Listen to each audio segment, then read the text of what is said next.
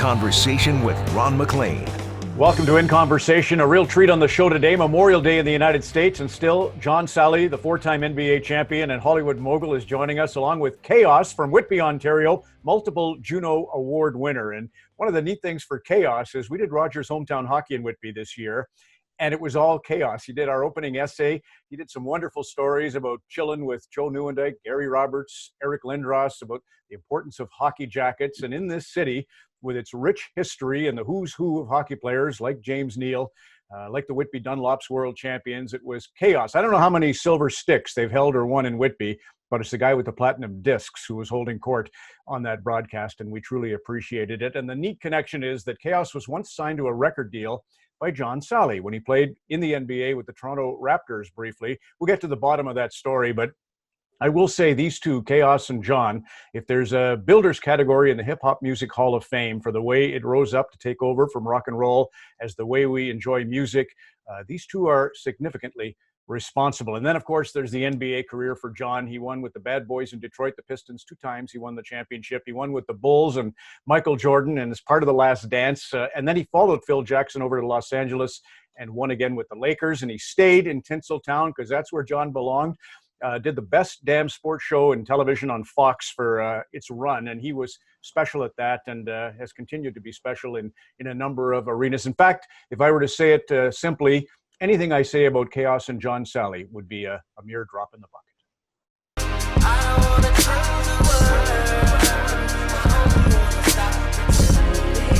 One of those favorite players who needed no introduction, the Spider, John Salley.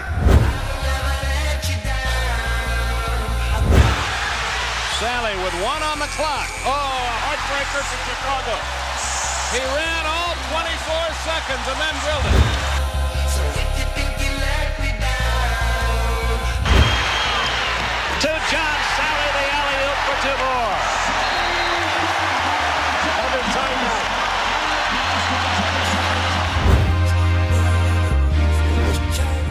And here's John on Memorial Day, which is a real, we're so blessed and thankful, John, that you take the time. And Chaos, I just put you two in the builders category of the Hip Hop Music Hall of Fame. Does that sound about fair? Wow. Thank you. Yeah, it's a great story. So you first, you discovered the music chops of Chaos, John. Tell me how that happened. I was living in Detroit, playing until in 1991. I got into the music business. Well, I've been in since I was a young kid. My brother Ron started Hay Production, and I was putting the labels on 45s when I was like 8 or 9 years old, and I loved music. And then I started rhyming like every other kid in New York in the early 70s, well, the late 70s, 1978, 79, and then, I'm musically inclined. I like it. I love it. But my hook shot was way better than the hooks I was writing for rhymes. And all right. So I loved it. It's just my love of hip hop and of music in general. I go through a series. I get Chaos. I get Slum Village, which is Jay Dilla. Paul Rosenberg, which is now the manager and president of Eminem's record label and managed Eminem. Tony Rich, which won the Grammy in '96. But before that, I go to play for the Raptors. I loved the city, didn't like the situation. And I'm watching Much Music, which I think is way better than MTV because it seems so organic and so touchy. And I hear Chaos. And then I flip out. I was like, yo, this dude is dope. And I want to go around and meet it. And then hooked it up. They got it to where I got to meet him. And I got the first CD, which I just sent my daughter over to get because I have I think 7,000 of them. The first Chaos CD. So I have a situation. I'm best friends with Heavy D. I know Diddy. Kaiser, Russell Simmons, everybody. I'm like, I found it. Went out of the country, I found this dude. Much Music made him the best. 1995 gave him the best music award, best hip hop music award, and we started working together. We have a lot in common. We were both raised in a sect of Christianity called Jehovah Witnesses. So we know how to knock on doors and be yelled at and screamed at, and keep moving. And we know how to, a no just means maybe not today. And I'd worked my butt off trying to get him signed to Capitol, but he stuck with his Canadian roots and signed with Capitol EMI. Canada. But can I just say, I'm gonna intervene for 1 second and say one thing. But this part of John has so many memories on the planet of everything, from the Pistons to the Bulls. He doesn't remember this very important fact, which was he had gotten a demo from a band from Ottawa. So he had already seen the video on Much Music. How am I going to meet this guy? How am I going to meet this guy? He got this demo from these kids called the Clarence Gruff. And they had taped over my demo. So their demo was a demo tape, but they taped over my demo because we had the same producers. And they gave John the demo hoping, oh my God, we just met John Salley. He's a baller. He's a legend. Maybe he can hook us up. And John listened to the whole tape. And then the last 12 seconds, my music comes on. And he's like, I don't know about the rest of the guys on this tape. This last 12 seconds, who is this dude? So that was the weird kismet of the story of all these things that kept bringing us together, was that we were meant to sort of do this. And then he took me out to dinner at a crazy restaurant in Toronto. Him and his wife wanted to meet me because from what he told me, he could support me, but his wife had to like me. So they took me to dinner at this, I think it was Il Fornello or some place, and it was a fancy restaurant. The dude went to put a napkin in my lap, and I'd never been to a restaurant like that. And I was like, what are you doing? Why are you putting your hand in my lap? It was just like, those are the stories that I remember of this kid from Whitby meeting this basketball player and him just being like, you're going to be used. Like, you need, your confidence level's good, but you need to be better. And he just infused me with confidence. I think that was the first, but I had to interject because we did meet at the Much Music Awards, but there was all these other weird things that happened, like that demo story. Anyway, are you telling me, telling me some Canadian guys did some unsavory things to your music, but you hated America? No. That's all. You were like, those guys in America. I've heard of covering a song is one thing, but that's beyond the pale. So was that Risto? Was it the producer that did the video that from '93 that you won your first Much Music Award? That does 50 Cent stuff now? No, so Kevin Risto was this dude. Sorry to diverge because there's so many stories here, but he was this dude. My dad had sent me away. My dad is an elder. He's a Jehovah's Witness minister. John don't know what I'm talking about. And he saw me getting into the music and he's like, you're going to go to university. And I was like, I can't. He's like, yeah, you are, because Carleton University has a January acceptance. So he sent me away, took all my music equipment, bought me like a Volkswagen Jetta. And he was like, just go focus on school. And my first night in the club, these Jamaican guys came up to me and said, hey, college boy, do you rap? You look like, I heard you're from Toronto. You rap? And I said, yeah. And they took me to the studio. And Kevin, this other guy named Kevin, which is weird, Risto, said, hey, you're talented. Besides these Ottawa guys, do you want to come to the studio and work with me undercover? And I'm like, will they kill me? And he's like, no, just come. We'll hook it up. And he had a 24-track studio. And he ended up producing the song 21 Questions by 50 Cent. So he had a career in his own right, but he was the guy that did my first demos. And those guys were still kind of bitter when they found out that I was behind the back doing the demos, that they taped over my demos to make their demos. And that's how John ended up hearing my music for the first time as a story. It was just a weird happenstance. Yeah. So it was Kevin Risto, Those gangsters in Canada. Yes, we were tough. Pull us ahead then. John got me out. He got me out of a lot of contracts. Well, too. He just came in and he was like, how much does he want? You're out of that one. Why are you signing these contracts, Kevin? Are you dumb? He got me docked. Remember the whole thing? You're like, you just kept paying money to get me out of contract. He's like, now you're my artist. It was crazy. Did you see the Dick Gregory thing that he posted? John posted a thing by Dick, recommendations to a young black man about business. And if you aren't the epitome of John knowing how to do all that, it's just fantastic. But Heavy D, I don't want to lose Heavy D. Tell me about Heavy D, because your mom, we just lost your mom, and you spoke beautifully on Vlad TV and elsewhere about your mom and how you treat your grief with some humor, your brothers and you.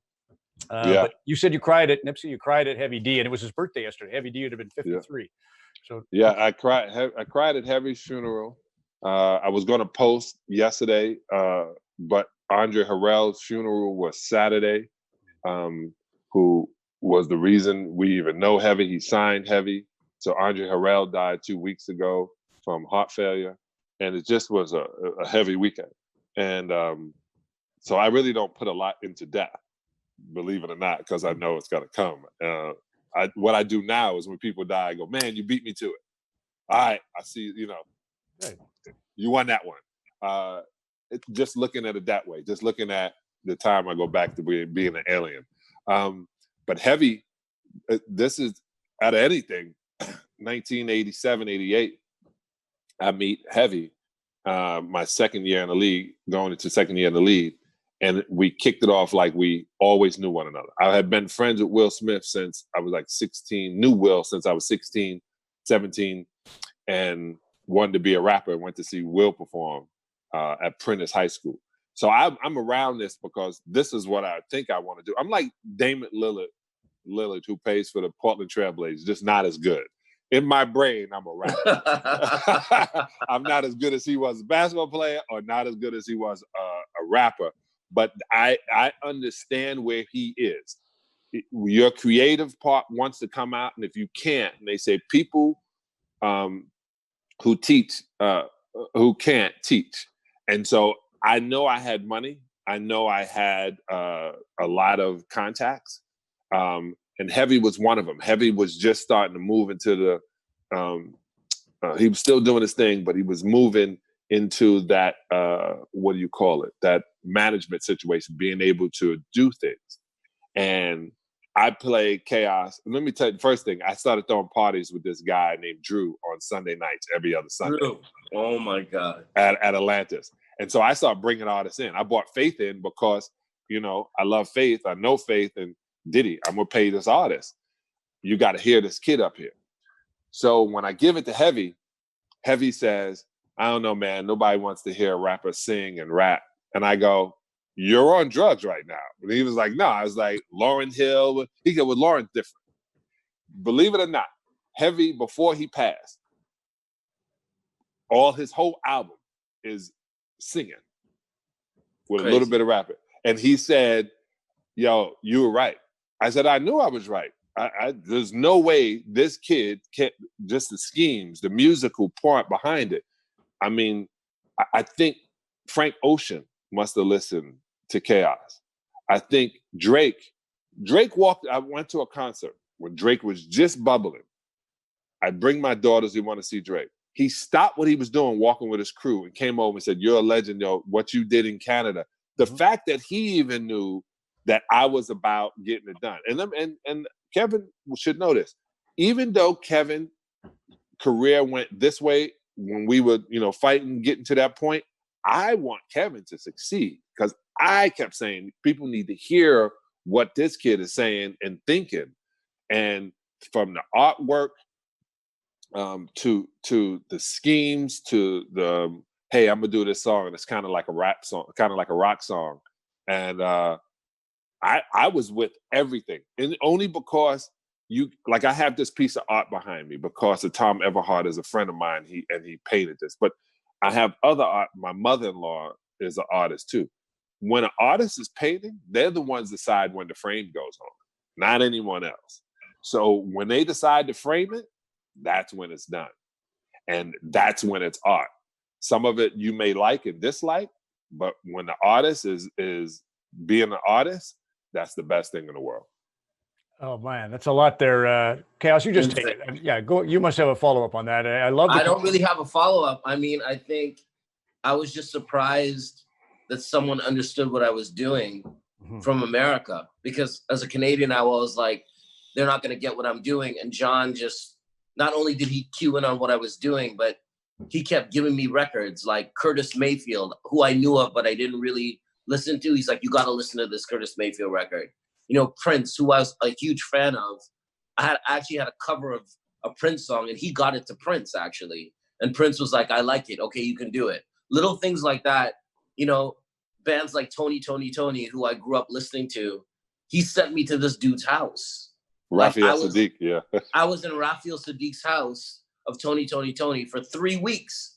And I know he didn't want me there for 3 weeks. But I don't know if he owed John or what the scenario was. I just know that he was like, so it's been 2 weeks. But he taught me a lot. And it was because John was like, you need to get with a producer who will let you, get your confidence up. And Raphael was like, let's go in the booth. And he sang with me and we played guitar and we did all these things. And I left there completely going like, I can actually really do this.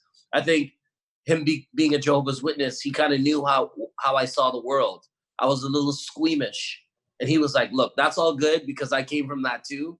But if you really want to do your thing, he knew exactly how to sort of push my buttons to sort of make me go, to see the truth. And I trusted him because we had the same upbringing. It was like God sent him in a way because it was like nobody else could have. And my mom liked him because he was I was on tour and he had got my number somehow. I don't know how. And he was calling my house and I got back from tour and my mom was like, John Salley keeps calling in here for you. And I was like, okay. I thought someone just prank calling you, Mom. Like, you're getting played. She's like, no, he calls. He's a very nice man, He just wants to help you. He said he heard your music. I was like, okay, whatever. And I talked to her for 15 minutes after tour, and she demanded that I take this number down. So I took the number down, and I go, where is he then? Where's John Salley? He's in North Carolina making a movie. I'm like, oh, this is good. This is like, so I talked to my brother next, who was on scholarship in Michigan. I was like, yo, someone's prank calling Mom saying John Salley's calling the house. He's like, that's probably this kid Drew, who ended up working for him. But at the same time, it was like, my brother at the end of the convo, he's like, well, what's the number? And it was like, I told him the number and he was like, that's a North Carolina area code because he was in America. He's like, maybe you should call. And I ended up calling him and it was him and I was freaking out. And I'm like, how is this even happening? Like, I had the Pistons t-shirts and the Bad Boys. And I was like, here's this dude I thought it was like the weirdest joke, but it also felt so perfect. So, and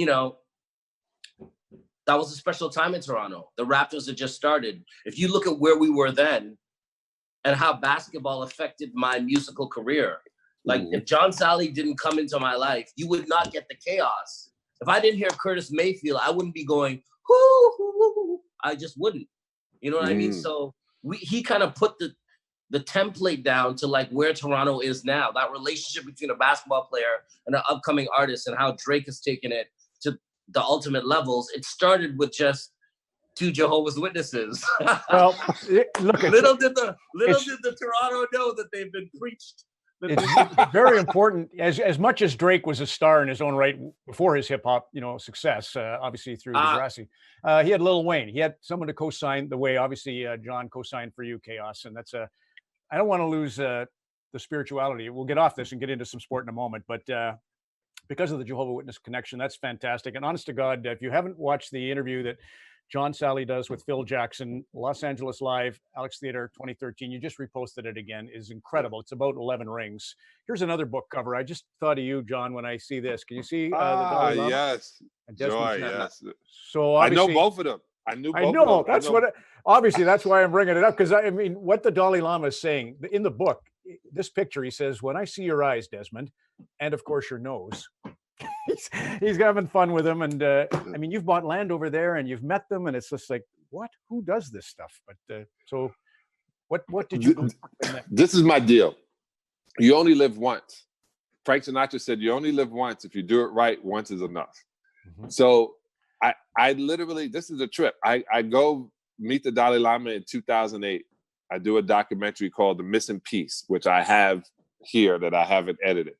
But I go over with a group, an actor, a 2-time Oscar winner for music, and who did the Motorcycle Diaries and another one. And we go over for 11 days. And when I finally meet the Dalai Lama, everybody is sitting around, right? And they're doing like this. And, I was raised Jehovah's Witness. I'm not bound to anybody. I said, what's up? But I didn't mean to. I was like, wow, that just came out. And he was like, you got a very nice face. You're a very nice man. I said, I was about to say the same sugar about you. So he starts laughing. And he says, come sit with me. But until I meet the Dalai Lama, it was a great thing. And the cool thing I realized is he was like, I'm just a regular guy. Everybody else is tripping on me.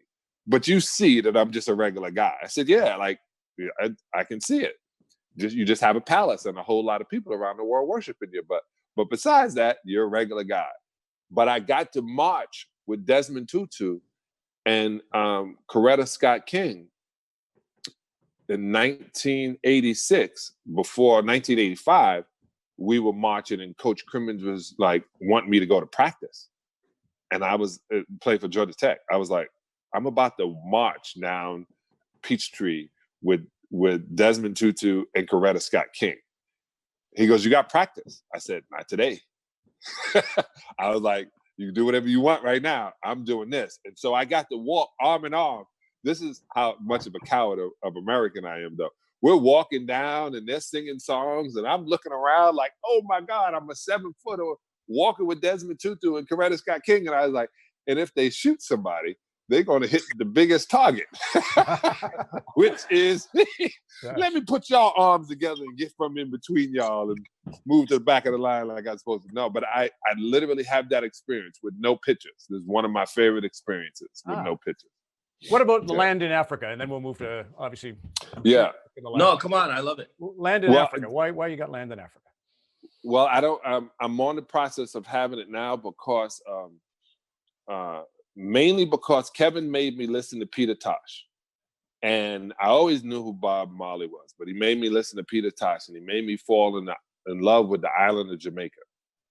Believe it or not, in the island of Jamaica is an unbelievable place. And then Kevin being a Trinidadian and me going to Trini and seeing how the Raspa has really spread, you know, to the Caribbeans, to the Americans, to the Canadians, how many places Africans have set. When I found out last year was the year of reunion, I was being scammed by this guy who wanted to do a documentary because he knew I did documentaries and he was trying to gather money. I stopped it in time. But when I realized that in America, you own nothing, everything is taxed. So it's just like Robin Hood. You know, you're living in, they come and they tax you and then they take everything out of your house and then they burn it or they destroy it because you didn't pay your taxes. That means that the land you're on is owned by the landlord. So no matter if you buy the land, you don't become the landlord, right? Yep. So I found it in Africa when they were giving land back to people who were descendants of Africa, I should get this land. If I get it, I want to own it. If I pay taxes, I do, like in Jamaica, why I mentioned that. If you own land, it's your land. If you don't take care of the land and somebody comes and settles on the land and you haven't been there in 3 and 4 years, when you come back, they own that land because they've taken care of it. I said, I'm going to do that in Africa. The land I want to leave my daughters, and if they have grandkids, is this land from my homeland. So I'm in the process of getting my my land. I got to be able to see the ocean, and I'm going to plant my food and breathe the air and live amongst people that have the DNA I have. Wow. So Chaos, a musical question about your Friday release. What's coming? You got something coming down here, an EP. What's the story? Just an EP. It's with a good friend of mine named K Tronada. He's a young dude that sought me out, and we just put 5 songs together, and it's cool. It's underground hip hop, but it has other aspects to it. He remixed the song called Crucial that I had. Sometimes it's very difficult. The generation gap in music kind of stops you from collaborating with younger kids because they're on the come up. John knows what it's like. Sometimes the younger kids, they don't want to like really connect with the older dudes, but this guy kind of grew up on my music and he was like, I really want to connect with you. So I just feel so excited that not only did we connect, but we actually hit it off. So that comes out on Friday. It's called Bushido. I'm much like Why John. Why is it called Bushido? Because I would say it's too hard of a word, but go ahead. Why Bushido? No, well, I'm going to take it back to what you said. Bushido is a Japanese word. It's the way of the samurai warrior. It means that your lifestyle isn't just about cutting people's heads off. But when you eat, you're a samurai. When you meet someone in the street, you're a samurai. When the way you treat your wife, you're a samurai. It's the code of honor and chivalry that moves beyond. And that's how I feel about music. It's like Bob Marley, to make your point. A musician should look like a musician. I think it's a culture and a code. And I don't know, I feel like mixing such a purist way of thinking with this kid's, he's just a trap kid making beats. So it's a good combination because I overthink it and he underthinks it. So it makes a good combo. It's yin and yang. Bob Marley's silver and gold is the only silver and gold. I would agree with you 100% there, Chaos. So, listen, The Last Dance, I feel bad for you, John, because you're so in with the bad boys and so in with Michael Jordan and the Bulls that you have to answer over and over again, but it's so bloody exciting to hear. Did you watch it, Chaos? Did you watch The Last Dance documentary? No. Okay, so I'm going to interject here and say something that's going to make people very jealous. When John Salley, on many interviews, and you guys know this, let's get into the sports, when he left the Toronto Raptors, due to certain circumstances that we won't get into. We don't have to get into. I think we don't know the story. He called me and he said, come to my house. And he was living at Forest Hill at the time. And I get to his house. It was like my second time at his house. I somehow found, it was a huge house, somehow found he's on the tennis court sitting on a lawn chair smoking a cigar. And he said, you know what? I'm out of here. I was like, what do you mean? He's like, I'm going. I called MJ, man. I'm going to play on the Bulls. I'm done with Toronto. I'm like, what do you mean? He's like, this is not working for me. It's not, you know, the whole story. I won't get into it of what happened. And I'm like, so what, you just called Michael Jordan? He's like, well, it's a little deeper than that. But basically Michael Jordan said, you're on the Bulls now. He said, I was like, are you crazy? That's going to be amazing for you. He said, that's going to be amazing for us. And I said, what do you mean? He's like, you're coming with me. I was like, this is 1995. I've never, and he's like, you need to get out of Canada. He's like, you're so Canada, you're so Toronto, you're so this. He's like, you're going to come with me, you're going to experience this and see what this is like. And I was like, no. And he's like, no, you're coming with me. Like, it was basically kind of like Al Capone saying, pack a bag. I didn't really, at that point, he had put so much money into my career. It's like my dad, I'm like, yo, so should I go? He's like, you kind of have to go with this guy right now. So he puts me up at the Waldorf Hotel. I don't know what I don't know how, I've never experienced this type. He had an assistant, and his assistant would keep saying to me, are you dumb, basically? Like, this guy's buying you musical equipment. He basically said, you know what he said to me? He's like, get your ASR or your SP 1200 or whatever. Just put it on a plane and you're coming to Chicago. And he basically paid for me to stay at the Waldorf Hotel that whole 95, 96 season. And I watched this guy win another championship. It was like the biggest lesson in business I've ever learned. Just keep it moving.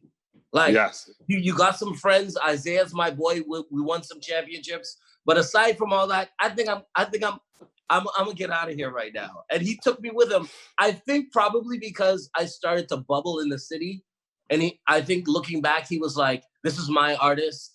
And like, it was good for me that I went because it showed my allegiance. Like, basically, well, all my friends are like, where are you right now? I'm like, the Waldorf Astoria in Chicago. So what are you doing? I don't know. I just met Michael Jordan. Like, it was most insane. So when I'm watching The Last Dance and him talking, I was like, people don't know the chameleon-like aspects of John Salley. Like, it was just like, you went from a Raptor and it was like, it was so inspiring to see your big brother kind of be punished for, you know, I don't want to use the word punish, but Isaiah was not treating you with respect at the time. And I love Isaiah, I'm a fan, but it was like, and you just flipped it. It just worked out. It worked out. And I'll never forget that when you guys won and the way that you looked into the camera, when you guys were on the court, when you won the championships, you looked at the camera and you were looking at all of Toronto, like, well, all the people who are just like, and I saw it and I was like, that is the most, I think that turned me in from an innocent music maker to be like, you just got to beat people. You just got to win. And you got to win. Career, like Joyful Rebellion, and John left Toronto, he planted the seed, and I have 2 platinum records, et cetera, et cetera. But a big part of that is having a big brother that's like, it's all good to be an artist, Kevin, and it's all good to, you know, be true to it, but you got to like actually have a career. Compete. So, he turned me into somebody who was pure artist to somebody who was like I don't know what I was doing in Chicago in the Waldorf Astoria. It was like trading places. I felt like it was an experiment. I don't know if you had. You weren't standing still. You weren't standing still. We had a guy who was a heroin addict, but he had perfect pitch. He can see sound or see music or something like that. Chaos in one of the studios we were in, and they were like, "You can't give him any money because he's gonna go get high." I was like, "What? Okay, no problem." And then I remember somebody said to me, "He's a good-looking kid, man. It's a good-looking kid. If we clean him up and do this and do that, and they cut his hair a certain way and made his dreads look a little different." And I remember that. You sent me to the hairdresser. they cut him up a little, and he took the pictures. And in the pictures, he's looking at the pictures like, "I will kill the photographer and anyone else who lets you." And he was like, "This is not me, dude." And I was like, "Be you, be you." This is the deal when I think about The Last Dance and playing with Chicago, is I knew what it was. I knew it was going to be a championship we won. I knew this was the path. And I had gone through, I threw a New Year's party that Isaiah brought up, and it turned into a ruckus, and, shots fired, cars in the water. And then Isaiah fined me because they said in my ads, it said Toronto Raptors. And I said, "You told me to make the Toronto Raptors hot." He said, "I didn't mean scorching." So, and then they just wasn't going to play me, and they were gonna let me settle out. It was real good for me because I'd rather have been making music than playing basketball at the time. So when I then go to Chicago and got Chaos with me in Chicago, I'm thinking this is all. I got all my masters from Detroit. My boy Carl bought all my masters from Detroit. I just knew if I was on American soil, I can make it hit right then. It just didn't work out in that favor. But I got an artist now, Chaos, named Veda Pinkett. And she is, I talk about you all the time. We're putting that. Does Jada know? Veda. Yeah. Veda is definitely Veda Pinkett, because she's a writer that I told her, "You need to be an artist." And she's like, no, I'm a writer. I was like, and everybody was like, I said, "You giving away gold." She now is going to be an artist. Once I get an engineer, I was with David Banner, and David Banner is giving me a good engineer and sound. And I got your number now. That's why another reason I got your number. I want you to have the conversation with this ex-Jehovah Witness who is still afraid. She's an ex-Jehovah's Witness too?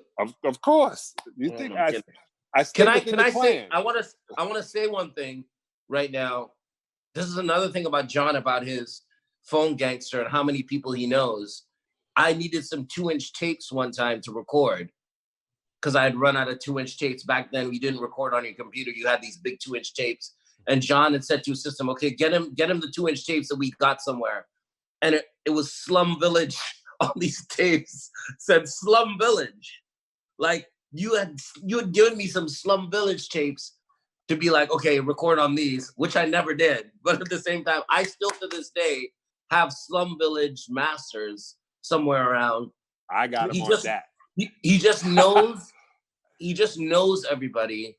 That was what it was. It was like, you did a song, I covered a song called 7 by Prince. In a week or two, Prince had heard the song and said, "You can do it," because John had connected. So he's got all these connections, and he was pushing me to really do it in America. But I didn't really, America, I was always afraid of America. And I think he knew that, and it kind of frustrated him. I think that was I think the final, and this is sort of where the story where we go our own ways. He's like, "Okay, I'm playing for the Lakers," or he'd moved to LA. I don't know what the timeline was, but he had bought a house in South Central LA.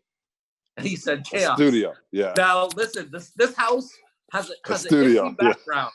Yeah. I go, "What do you mean it has an iffy background?" He's like, "Well, the guys who lived in there before weren't 9 to 5ers. I don't know how he put it, but he said, "Look, I bought this house and you can work in it. And I went in this house and it had a fully equipped studio. And that was the first time I learned how to make my way around the studio. Like I already knew how to use my own equipment, but I became my own engineer and I was making studio. He'd come every day and be like, "What are you working on?" He's like, "That's all right. What about this?" And the guy who lived with me there, he was somebody's cousin, Pookie, or I don't know who it was.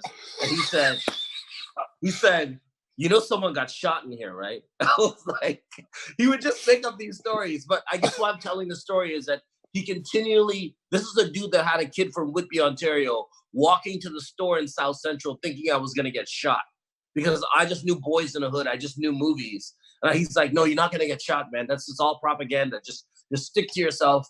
But he enjoyed that, putting me in this mix with these, in this neighborhood on Crenshaw and just letting me figure it out. So then I come back to Toronto and then dudes are like, "Yo, there's something different about your flow." I'm like, "There's something different about my flow." I just came from Crenshaw. You understand?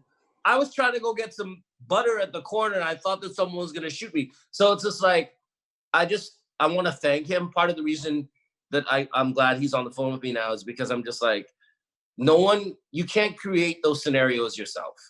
Like there's no way I would have been in South, met Grant Hill, Tamia, all these people because of this dude. And it's just like, I think the Canadian public needs to know that it's not something I publicize. I'm not on a Raptors game.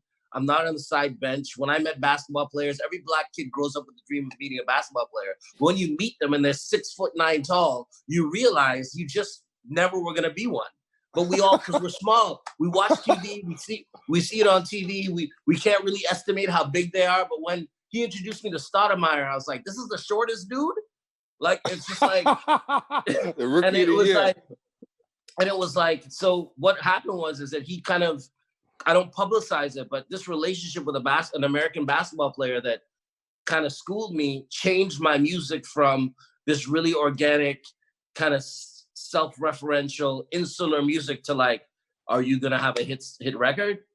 And as soon as he left, it's unfortunately for him, he says that he tried to get me signed to Capitol, but I did eventually get signed to Capitol through EMI. So even that was my career, even that part of my career, he sort of helped out with because I already had the connection to Capitol and EMI was like, they knew of me because of John Salley. So my first record deal that I had was a US Canadian joint venture because he had already been talking me up. But by that time, it was just like, I was just too behind it. You had 4 championships. You were so in the future. If I just listened, maybe I would have had maybe I wouldn't be alive.